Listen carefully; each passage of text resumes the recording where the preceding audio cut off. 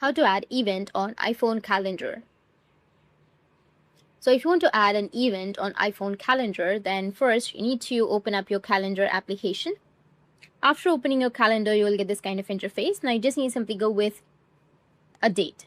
Like for example, I'll just simply go with 29 April. You can just simply go with the plus, which will be in the top right. And here you will have either if you want to set an event or a reminder. So I'll just simply go with event and then just simply go with an event title. After that, go with location or a video call if you want to. And then go and select all day if you want to. And you can also set the start and the end date and travel time if you like you will have the options like 5, 10 minutes, 30 minutes, or 1 hour, or many more options. And then if you want to repeat that, you can go with repeat every day, every week, or every fortnight, or every month, or every year. Or you can also have the custom option.